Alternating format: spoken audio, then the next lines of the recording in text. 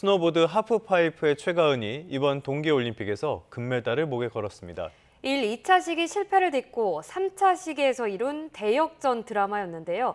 취재기자 연결합니다. 이경재 기자, 소식 전해주시죠.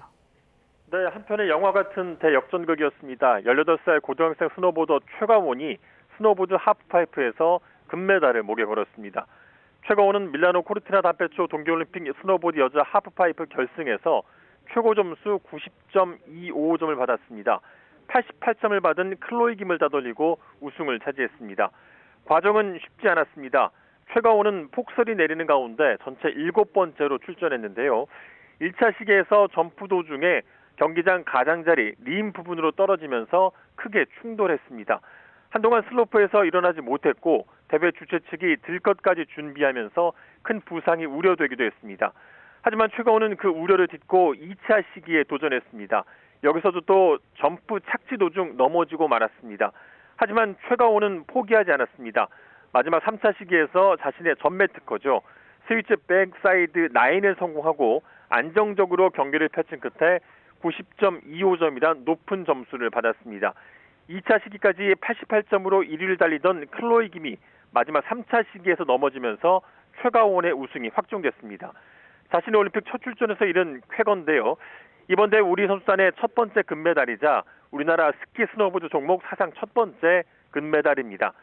자신의 우상이었던 클로이 김의 올림픽 3연패를 저지하는 동시에 클로이 김이 보유한 이 종목 올림픽 최연소 우승 기록도 다시 썼습니다. 또 스노보드 종목은 이번 대회에서만 3개의 메달을 따내면서 역대 최고 성적을 써내려가고 있습니다.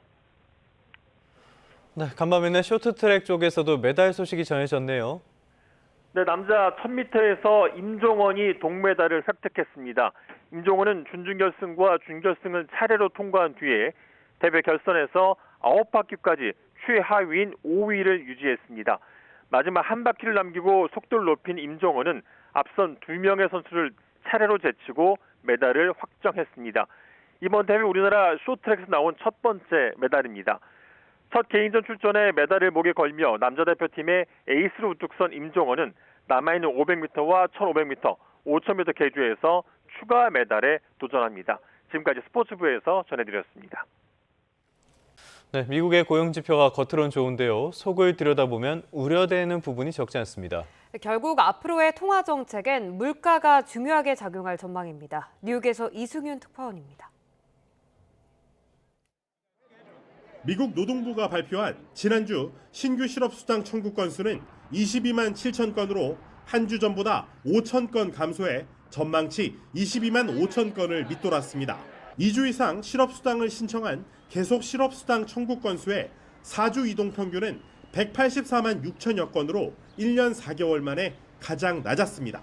1월 미국의 비농업 일자리 수는 예상을 뛰어넘어 전월 대비 13만 명 늘었고 실업률은 지난해 12월 4.4%에서 4.3%로 하락했습니다. 하지만 고용통계 확정치 수정에 따라 지난해 일자리 증가폭이 86만 2천 명이나 하향 조정된 것을 놓고서는 우려가 제기되고 있습니다. 특히 일자리 증가가 의료, 사회지원 부문에서만 12만 4천 명으로 편중된 데다 고용지표 조사의 신뢰도에도 의구심이 제기되고 있습니다. We do know the labor market has overall softened. This has been delayed, and it has some question as to whether or not all of the data was collected in all the usual ways. 이에 베스햄의 클리블랜드 연방준비은행 총재 등 연준 인사들은 상당 기간 금리 동결이 필요하다는 신중론을 내비쳤습니다. 로리 로건 미국 댈러스 연은 총재도 물가가 하락하고 고용이 안정적이면 금리 인하가 필요하지 않을 것이라고 밝혔습니다. 투자자들 역시 연준이 올해 금리를 동결할 것이란 예상을 강화했습니다. 이에 뉴욕 증시 3대 지수는 일자히 하락했고 이제 연준과 시장의 관심은 핵심 물가 지표인 1월 미국 소비자 물가 지수 CPI에 쏠리고 있습니다. 뉴욕에서 YTN 이승윤입니다. 코스피가 삼성전자와 SK하이닉스 반도체 투톱의 강세로 5,000피 돌파 15일 만에 5,500도 넘어서 5,520선에서 마감했습니다. 삼성전자는 6%나 상승하며 18만 전자 턱밑까지 갔습니다. 류환홍 기자입니다. 코스피가 5,522로 마감하며 종가 기준 사상 최고치를 다시 썼습니다. 코스피는 5,400선을 넘어 개장하더니 장 초반 사상 처음으로 5,500선까지 뛰어넘었습니다. 간밤 뉴욕 증시에서 필라델피아 반도체 지수가 2.3% 오른 영향에 반도체 투톱이 강세를 나타냈습니다. 삼성전자는 6% 오른 17만 9,600원까지 갔고 SK 하이닉스도 3%나 오른 채 마감했습니다. 하드웨어 기업 안에서도 GPU, 그러니까 그 AI 가속기 칩을 생산하는 업체랑 메모리 반도체를 생산하는 업체랑 수익률이 엇갈리고 있고, 특히 앞으로의 어떤 수익성에 대한 수혜가 메모리 반도체 쪽에 집중될 것으로 예상이 되고 있기 때문에 국내 메모리 반도체 주요 기업인 삼성전자와 SK 하이닉스 쪽에 외국인 매수세가 집중이 되고 있습니다. 외국인은 3조 원, 기관은 1조 3천억 원 순매수를 하면서 코스피 상승을 이끌었습니다.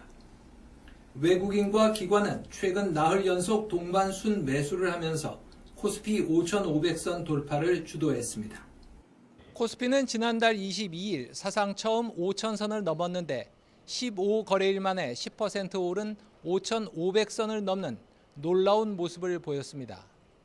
코스피 시가총액 상위 종목 대부분 상승했지만 현대차와 HD 현대일렉트릭, LG전자 등은 하락했습니다.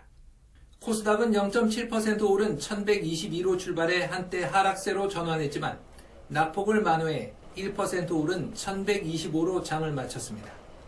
코스닥 시장에선 개인과 기관이 순매수를 했고 외국인이 순매도를 했습니다. 전날 1,459원까지 올랐던 환율은 1,440원대로 내려왔습니다. 서울 외환시장에서 원달러 환율은 1,448원으로 출발해 1,451원까지 올랐지만 1,438원까지 하락하며 13원가량 변동폭을 보였습니다. YTN 유환홍입니다. 선고 공판 내내 굳은 표정이었던 이상민 전 행안부 장관은 선고 직후에는 미소를 띄었습니다. 방청석 맨 앞자리에는 이 전 장관의 가족이 앉아 함께 선고를 들었는데요. 이 전 장관과 인사를 나눈 모습도 보였습니다. 유서연 기자가 법정 분위기를 전해드립니다. 내란 중요임무 종사 등 혐의로 기소된 이상민 전 행정안전부 장관의 선고 공판은 예정됐던 오후 2시보다 17분이나 늦어졌습니다.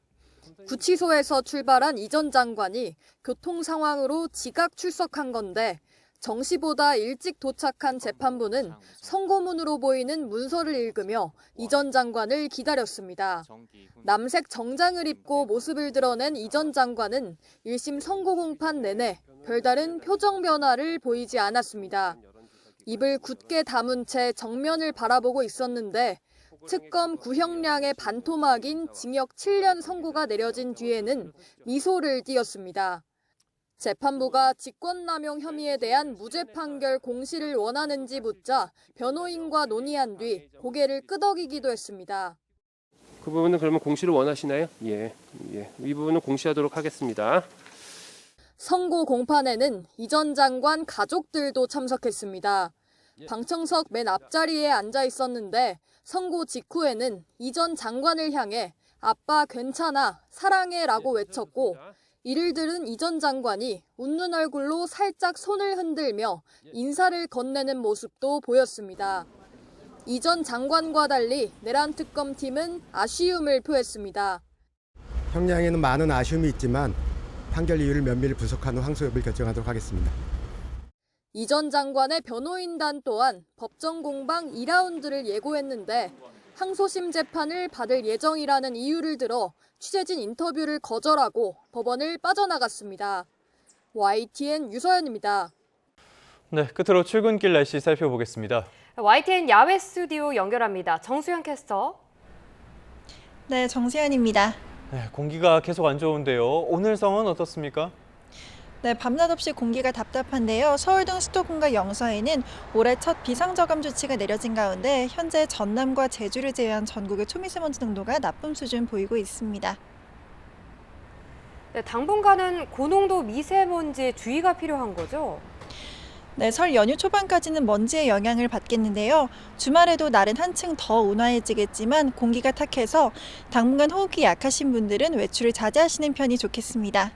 비상저감 조치가 내려진 지역에서는 오늘 오전 6시부터 밤 9시까지 공공기관 차량 2부제가 시행되고 공공사업장과 공사장의 운영 시간이 단축되겠습니다.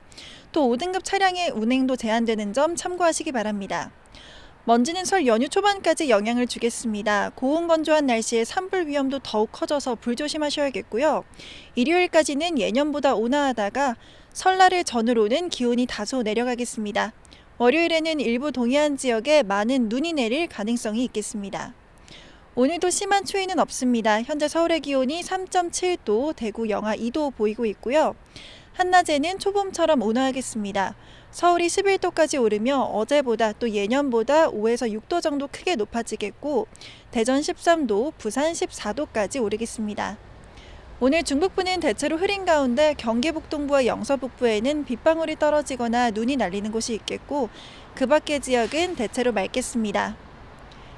영동과 영남을 중심으로는 건조특보가 지속하고 있습니다. 바람도 강하게 불어서 불씨 관리에 더욱 각별한 주의가 필요하겠습니다. 지금까지 YTN 정세현입니다.